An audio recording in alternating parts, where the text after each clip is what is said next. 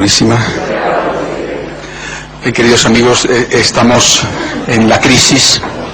Hoy se han sabido unos datos tremendos del paro, terribles porque afectan a casi 200.000 personas. Es la crisis. La crisis tiene un aspecto económico, pero el aspecto económico es muy probablemente, por lo menos así me lo parece a mí y a otros muchos, una manifestación externa muy visible de algo más profundo. De eso que es más profundo que lo económico es de lo que nos va a hablar esta noche el doctor don Pablo Domínguez. No voy a hacer yo la presentación, sino que lo va a hacer don Antonio Torres, que dirige conmigo este foro de apologética Benedicto XVI. Simplemente decir el título de la conferencia que va a dar, que es ese, la crisis de la razón. Muchas gracias, don Pablo, por estar aquí. La presentación la va a hacer ahora Antonio, que yo puedo decir de verdad, que es que es un santo, ¿no? Es una persona excelente y que además es amigo mío, tengo esa suerte. Bueno, pues gracias por haber venido, nos hemos retrasado un poquito, la culpa es mía. Don Pablo Domínguez, aparte de profesor mío de lógica, aún aprobado, y de los franciscanos de María que hay aquí, es sacerdote de la Archidiócesis de Madrid, es doctor en filosofía por la Universidad Complutense de Madrid, doctor en teología por la Universidad Regina Apostolorum, es en la actualidad profesor titular de la Cátedra de Filosofía Sistemática en la Facultad de Teología San Dámaso, así como el decano de la misma. Pertenece a la Sociedad, bueno, yo no sé inglés, así que lo intentaré, Association for Symbolic Logic, y al Consejo de Redacción de la revista internacional Comunio. Es director de la colección Filosofía de la Lógica, de la editorial No Seijara. Ha publicado varios trabajos de investigación en filosofía de la lógica, entre ellos Indeterminación y Verdad, Teoría General del Contorno Lógico, Lógica Modal y Ontología, y también cuenta con numerosos artículos en revistas científicas en temas de antropología, metafísica y en lo referente al diálogo fe-cultura. Ha publicado numerosos libros, numerosos artículos, y entre ellos Indeterminación y Verdad, Lukasiewicz, Teoría del Contorno Lógico, Lógica Modal y Ontología, Concepción de la Polivalencia Lógica en la Escuela de Varsovia. En realidad la conferencia va sobre la concepción de la polivalencia lógica, nos hemos equivocado. Nada, no se preocupen. Y bueno, ya le damos la palabra, hemos perdido un poquito de tiempo. Adelante, don Pablo, muchas gracias. Gracias.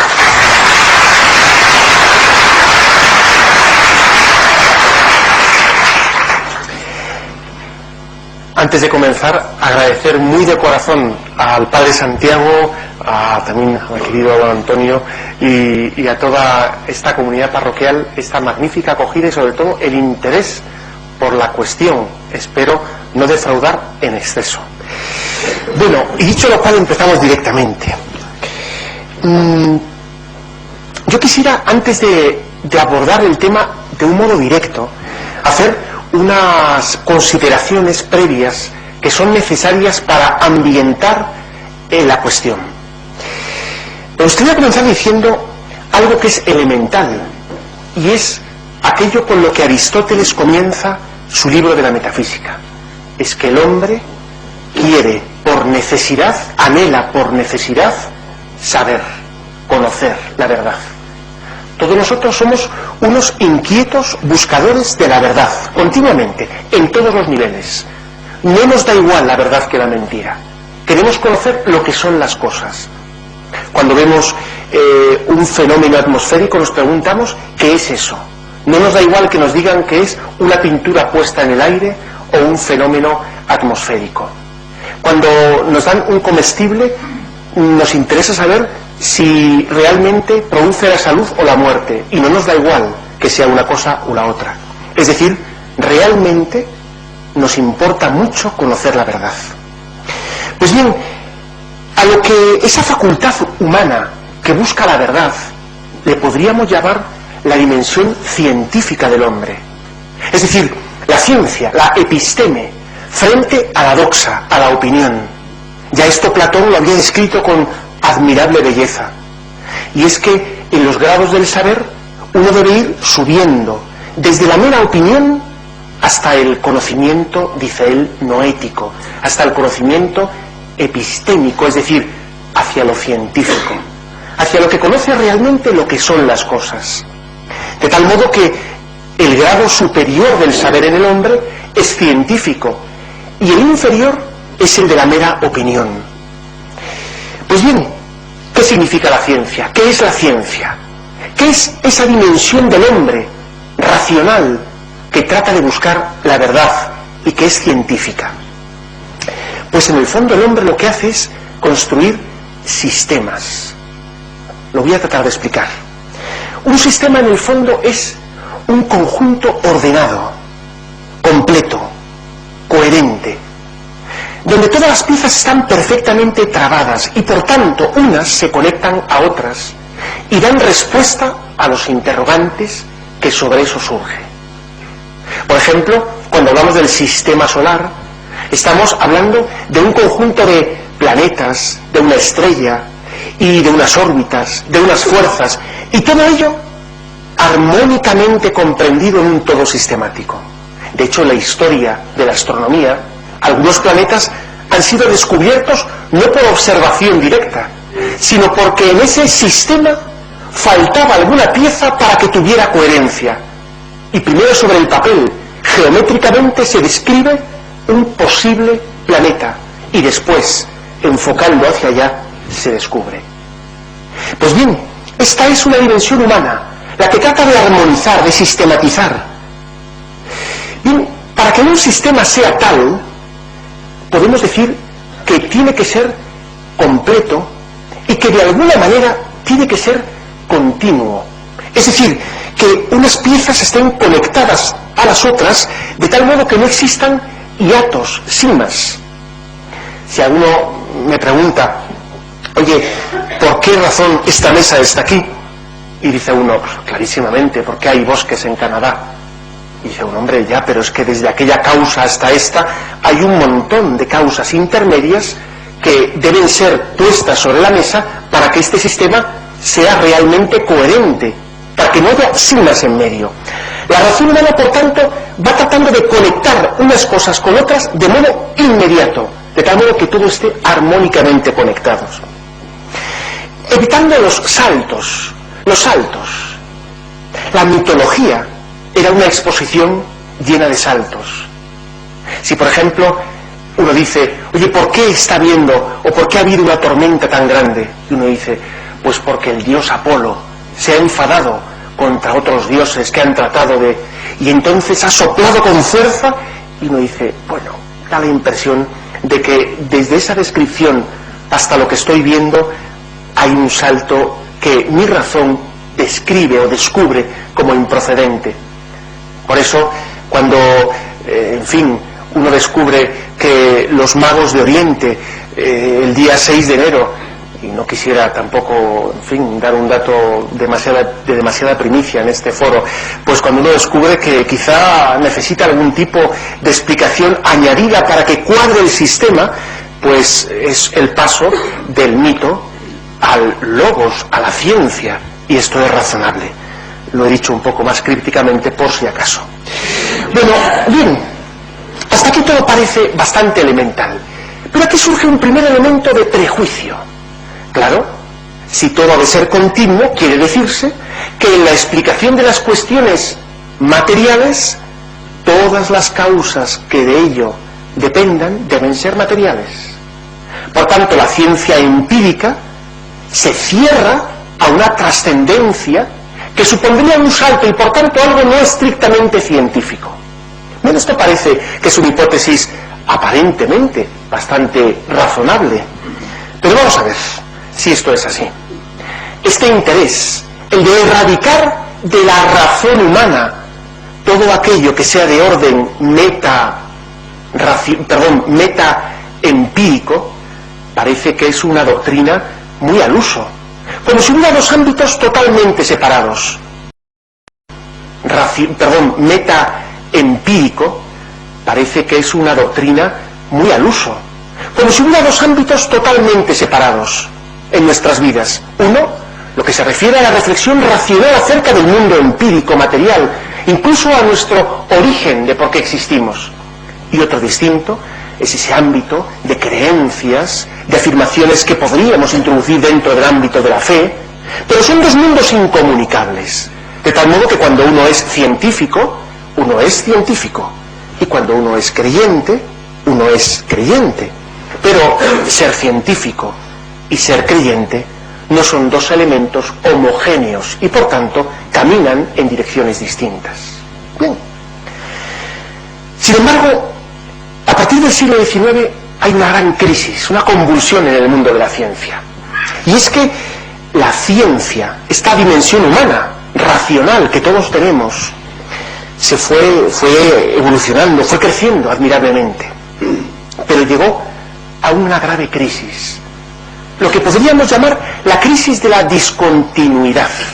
Es decir, de pronto descubre la ciencia, por la reflexión humana, que descubre que dentro de cada ámbito científico no se da solución a los grandes problemas, a los problemas del fundamento. Por ejemplo, en física, se ve que lo que parecía una hazaña muy a la mano, la unificación de todas las fuerzas, la fuerza gravitatoria, electromagnética, nuclear débil, nuclear fuerte, vemos que es una cuestión de difícil resolución.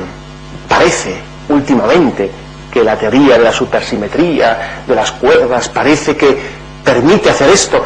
En cualquier caso, algunos científicos dicen ya que habría que añadir una nueva fuerza, que sería algo así como una fuerza ordenadora. Es decir, descubren que lo que parecía totalmente coherente tiene una cima que no conseguimos alcanzar. Por ejemplo, en biología también parecía que la teoría evolucionista de Darwin agotaba ya radicalmente la capacidad de comprender lo que está sucediendo en la biosfera. Sin embargo, los registros, los residuos fósiles han mostrado que es inexplicable por la pura ley del evolucionismo. Es decir, que en periodos muy pequeños de tiempo existen unas diferencias enormes, saltos cualitativos muy difícilmente, de modo imposible podría decir, explicables por la pura evolución. También podemos admirarnos en saltos, discontinuidades en el conocimiento humano. Por ejemplo, el hecho de la abstracción. Lo que aquí estamos haciendo es comunicar conceptos, palabras. No son cosas materiales, como pretendía un reísta Kotarbinsky, que decía que no existen más que nombres de cosas materiales. Bueno, los primeros que le contestan a él le dicen: ¿y la materia el concepto de materia es material? ¿Te podría definir la materia en términos puramente materiales? En fin, es mejor no seguir por este camino. Pero en cualquier caso, la gran crisis vino a partir de 1900. Les voy a contar una anécdota, es una anécdota un poco así científico, matemático, filosófica. Se refiere al problema o al programa Hilbertiano. No se han equivocado de lugar, ni de sala ni de tema, Esperen que al final trataremos de aterrizar. ¿Y qué decía el proyecto Hilbertiano? Claro, a comienzos del siglo XX, esta crisis en la ciencia parecía que estaba haciendo mella.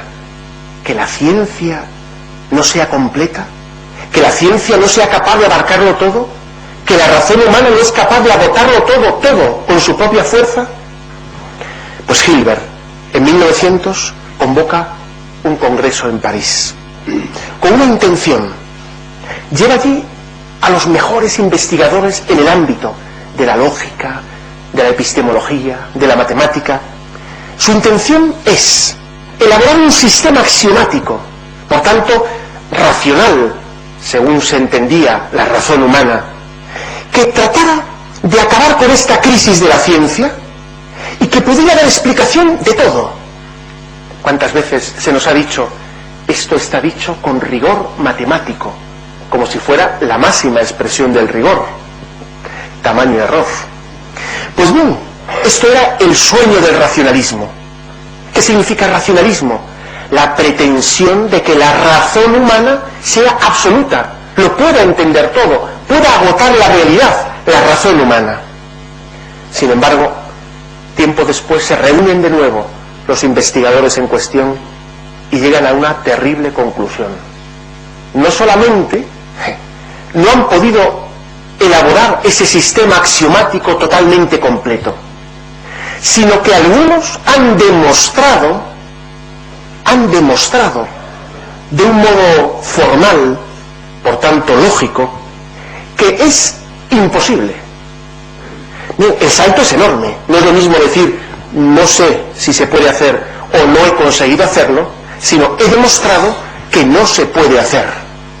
Y aquí están tres grandes teoremas que seguramente más de uno ha escuchado.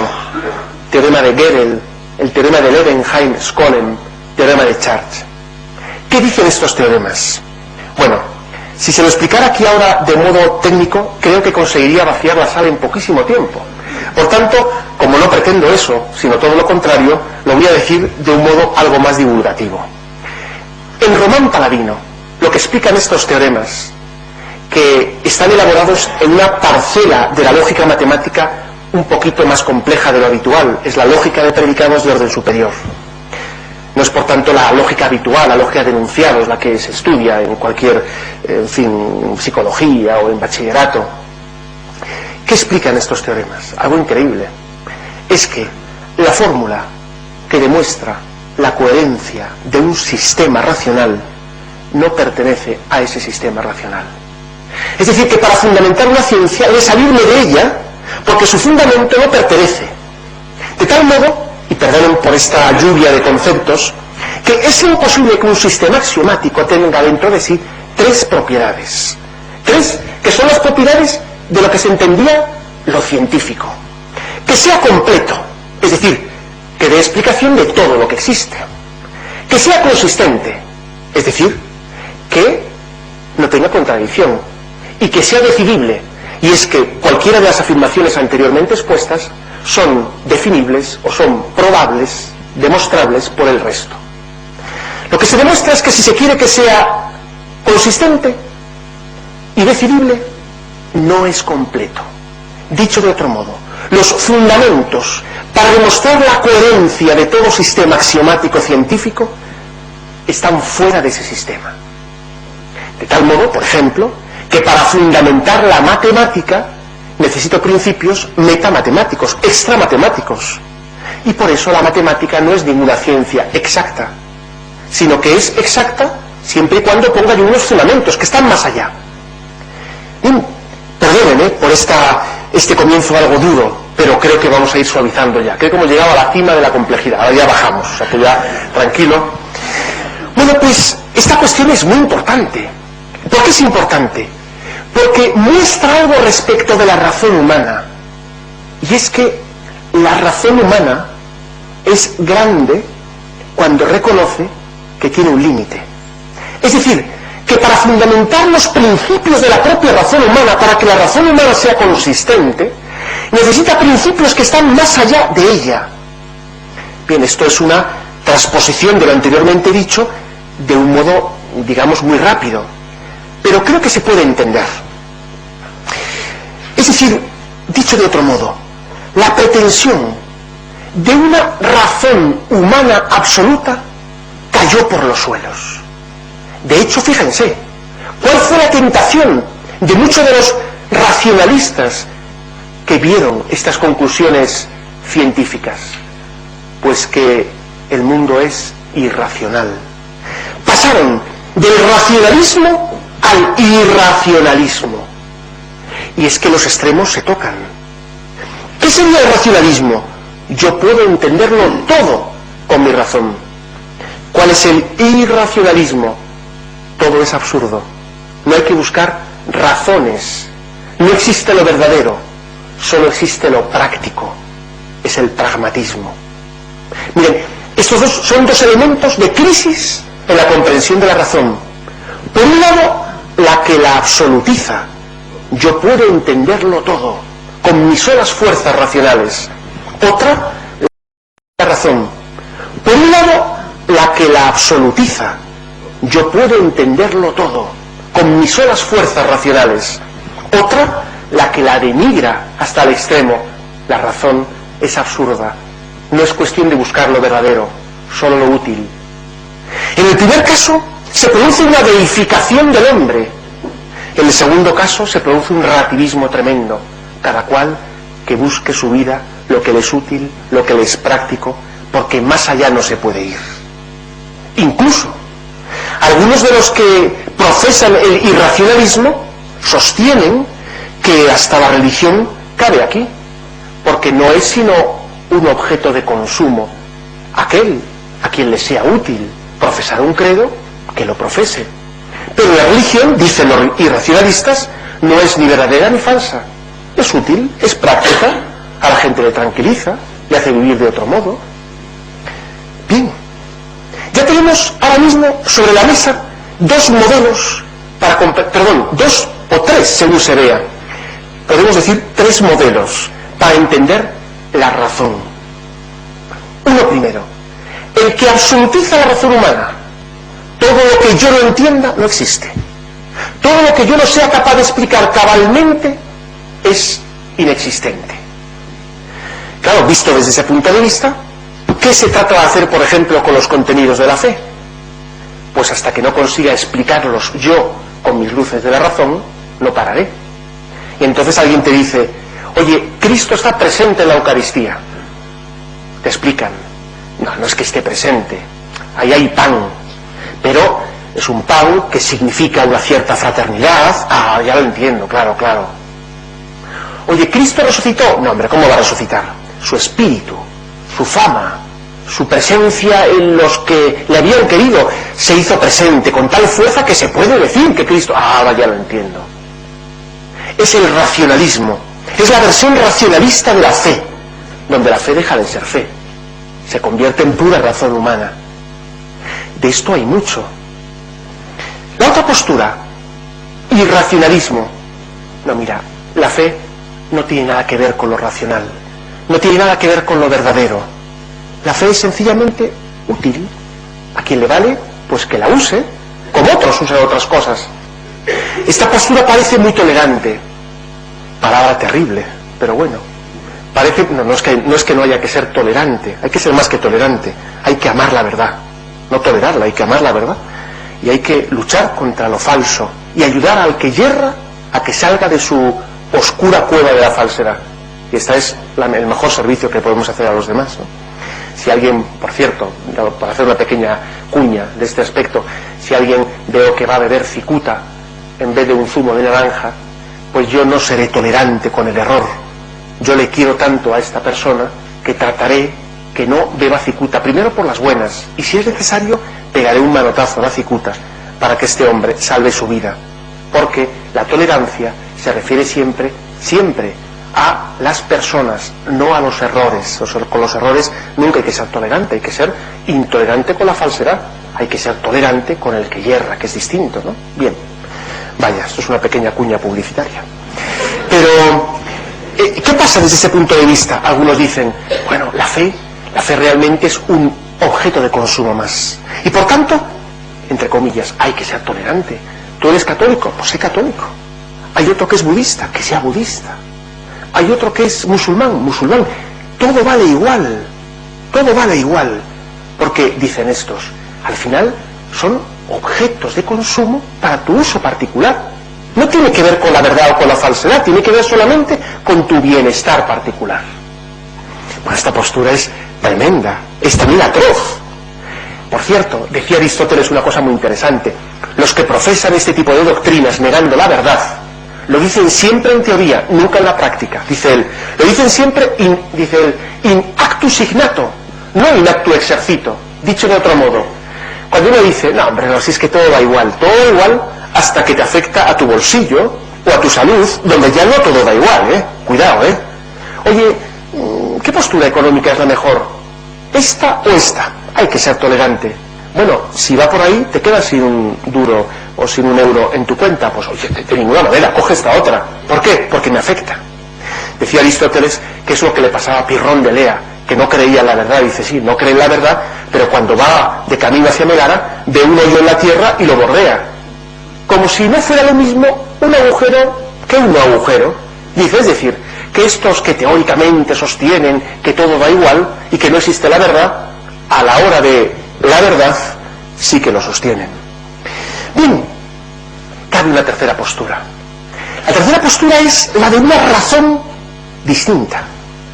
En realidad una razón que no se cree absoluta, Es una razón que se sabe participando de una razón superior.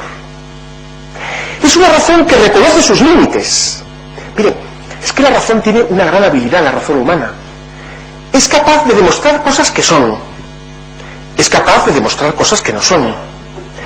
Y es capaz de demostrar que hay cosas que yo no sé demostrar, pero que son demostrables. Esto nos pasa en la práctica de un modo muy ordinario. No sé de cuántos de los que están aquí son ingenieros aeronáuticos, pero si realmente uno se sube a un avión de estos transatlánticos, de estos grandes, se sube, lo mira desde afuera, te dicen lo que pesa y te dicen qué va a hacer a partir del momento que cierren las puertas. Yo no sé quién es capaz de demostrar sobre un papel que eso va a funcionar, pero ya nos metemos porque estamos acostumbrados. Pero que no somos capaces de demostrar que eso es así, vamos, para la mayoría de nosotros. Un ingeniero aeronáutico inmediatamente te hace las cuentas. ¿Qué es lo que pasa? Que lo que sí soy capaz es de demostrarme a mí mismo que hay gente que sí es capaz de demostrarlo. ¿Por qué no se cae este tejado que hay aquí arriba? Podría caerse. Bueno, porque yo sé que hay alguien que sí es capaz de demostrar que esto no se cae. Y por eso estamos aquí tranquilos, porque creemos en los ingenieros y creemos en los arquitectos. Es decir, que esto en la vida práctica sucede mucho. Pero ¿y por qué solo en la vida práctica? Por ejemplo, ¿por qué existe el mundo? ¿Por qué existe el mundo? Uno dirá, le veo venir. Nos va a hablar de la creación. Hombre, claro que voy a hablar de la creación. Dos posturas. Una, el mundo ha surgido por azar. ¿Alguno podría explicarme lo que es el azar? El azar. Bien, el azar es una de esas palabras, y si no, reto, con perdón, a quien sea, a que demuestre que no es así, una de esas palabras llenas de irracionalidad. Es una tapadera. No, perdón.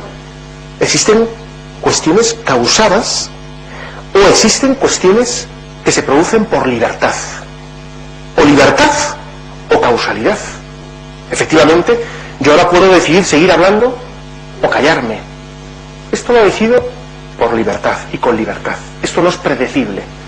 No es predecible. Que ustedes estén sentados aquí, más o menos predecible, pero cualquiera en cualquier momento puede levantarse e irse. ¿Por qué? Porque son libres ustedes. Yo no puedo demostrar cuántos van a quedar aquí dentro de 8 horas cuando acabe esta conferencia. No puedo demostrarlo, porque depende de su libertad. Pero hay cosas que sí son predecibles.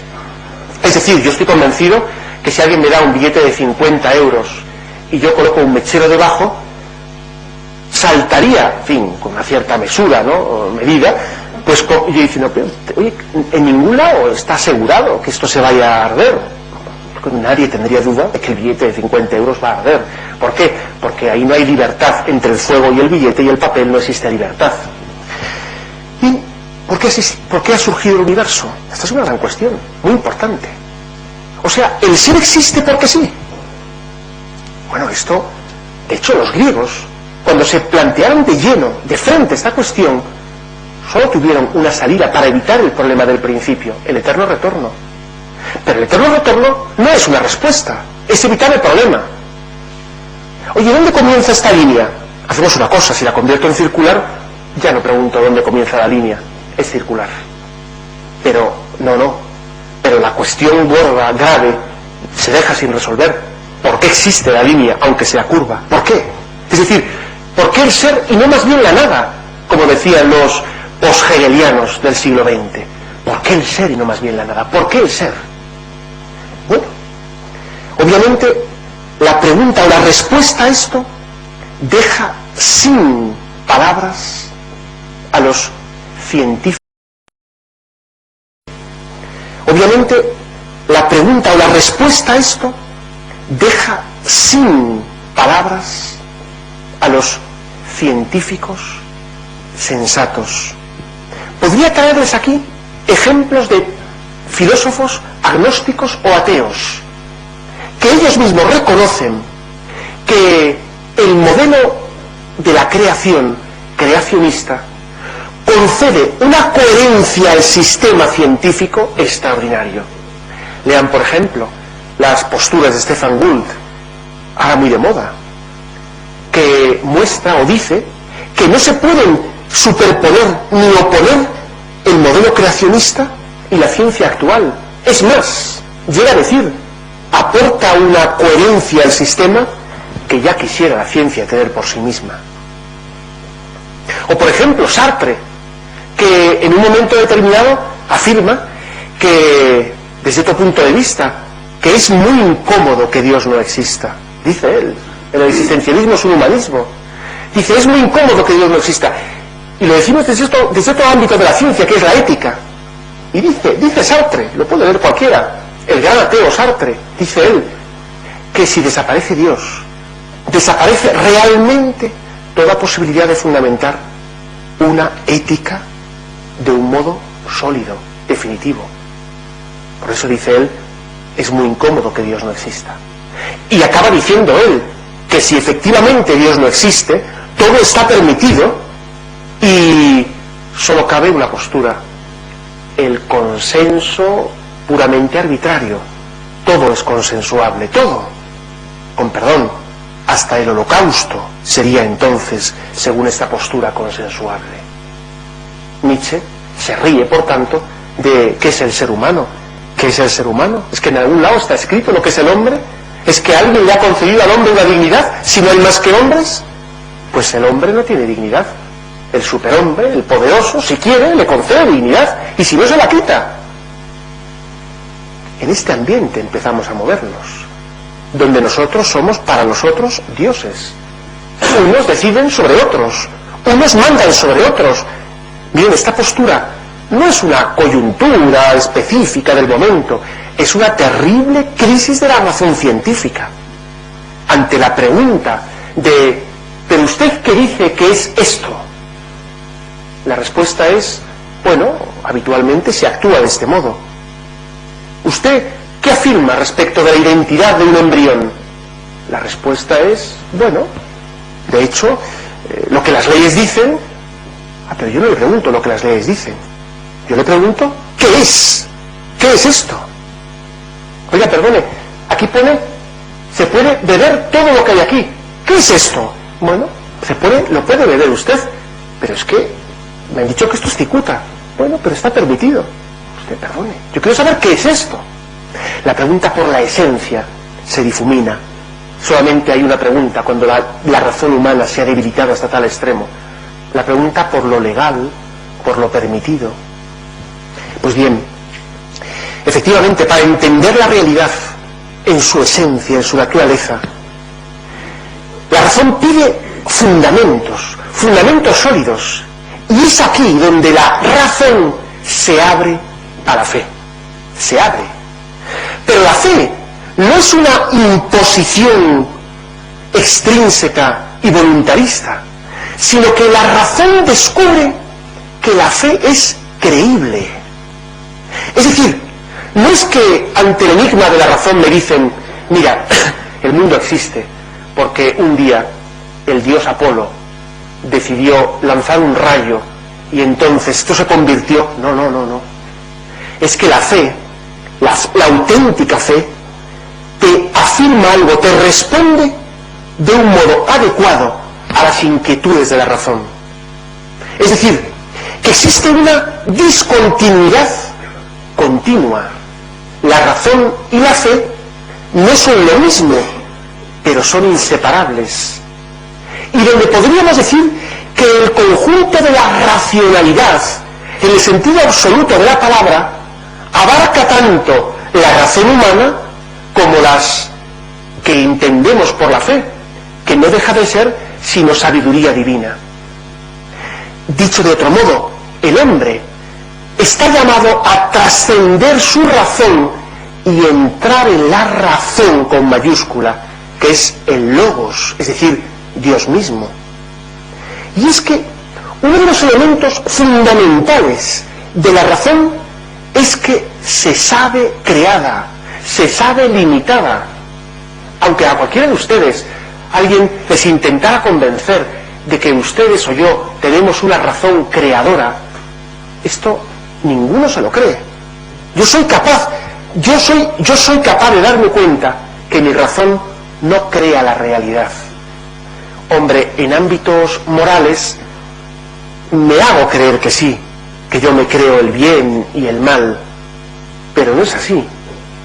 ¿Cuál fue el pecado de nuestros primeros padres? ¿Qué nos relata el Génesis? Esta pretensión. Mira, tú vas a ser capaz de fundar la realidad. Este es el árbol de la ciencia del bien y del mal.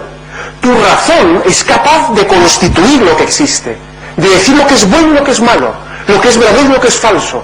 Tú eres Dios. Pero sabemos que no. Si uno va con el coche, perdón por esos ejemplos, pero a veces conviene hacer así un descenso, que uno va con el coche y de pronto se da cuenta que le falla el freno, es decir, que se ha roto el freno. Dice uno, bueno, da igual, a partir de ahora el acelerador es el freno. Por mucho que se lo diga, y se lo diga en verso, en prosa, en todo tipo, creo que no va a durar mucho tiempo esa consideración, pero por otro motivo. Porque, claro, si uno está cayendo desde un 8º piso hacia abajo y dice, no, bueno, si el suelo es una almohada. Vale, todavía no sabemos ninguno que nos haya dicho si hizo eso durante la caída. ¿Por qué? Porque es absurdo. Mira, esta pretensión humana de que su razón sea absoluta es absurda. Nadie puede decirse con una mínima coherencia, mi razón es absoluta. Todos saben que es una razón real, consistente, con capacidad de coherencia, pero efímera en el sentido de limitada y por tanto creada. ¿Qué busca entonces la razón creada? Busca la razón increada, busca lo absoluto, busca lo que se sustenta a sí mismo. Este dinamismo de trascendencia de la razón humana es natural, lo tienen todos los hombres, lo tenemos todos. Por eso la apertura del hombre a la trascendencia es connatural a su razón. La apertura de la razón a la fe es connatural a la razón. Hay un autor, Berdyaev, ruso, de Kiev, muy interesante. Habla de los 3 momentos desde la época del racionalismo hasta aquí. Dice que antes del racionalismo había una época de teonomía, es decir, donde las leyes se fundaban en Dios. Teo, Dios, nomos, ¿no? Ley, costumbre, la teonomía. Dice que la época del racionalismo se llegó a una antroponomía. Las leyes las fundamos nosotros. Somos nosotros dueños de las leyes. Para pasar, por último, a una entroponomía, entropía, desorden, caos. No existen leyes. Cada uno que haga lo que quiera. Puro relativismo.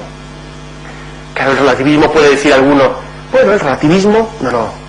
Dijo el cardenal Ratzinger en la homilía con la que comenzaba el cónclave en el que sería elegido papa. Esto es una dictadura. ¿Por qué?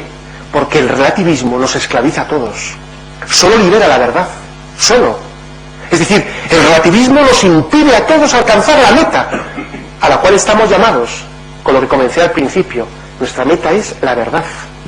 Y por eso, el estado natural, el estado propio del hombre, es aquel que con su razón, reconociendo su propio límite, su carácter creatural, se abre al don de la revelación. Y es por lo que el encuentro de la razón y de la fe es tan amable. Pues bien, conceptos de razón podemos tener muchos, pero solo hay uno que hace justicia a nuestros más profundos deseos. No es ni la razón absolutista, racionalista, ni la sin razón del irracionalismo, sentimentalismo, sino la razón que es capaz de entender que la fe da respuesta a los interrogantes más profundos. Razón que es capaz de entender que la fe da respuesta a los interrogantes más profundos. Por eso decía Juan Pablo II, la Fides Ratio, que la fe y la razón son como 2 alas, sin las cuales una u otra nos iríamos a pique. Razón sin fe, racionalismo. Mi razón pretende abarcarlo todo. Fe sin razón, fideísmo. yo digo esto simplemente porque se me ha dicho. No, no. Es que es una belleza poder descubrir cómo con la razón uno descubre la razonabilidad de la fe. Hasta el misterio de la Santísima Trinidad tiene una bellísima razonabilidad, lo cual no significa que seamos capaces de agotar el misterio. La presencia de Cristo en la Eucaristía, uno puede descubrir cómo no es irracional que Cristo, la persona de Jesucristo, esté presente bajo las especies de pan y vino. Podemos metafísicamente mostrar su coherencia, aunque con ello no agote el misterio. Todo lo que la Iglesia conserva como depósito de la fe y nos entrega a todos en el catecismo, todo ello tiene una razonabilidad en la que la razón humana descansa, porque descubre sintonía, descubre una perfecta armonía, descubre que, aunque siendo fuentes distintas, aunque hay una aparente discontinuidad, sin embargo, forma un sistema que sí que ahora es coherente, que es completo y que es consistente y que al hombre le permite descansar en la verdad. Muchas gracias.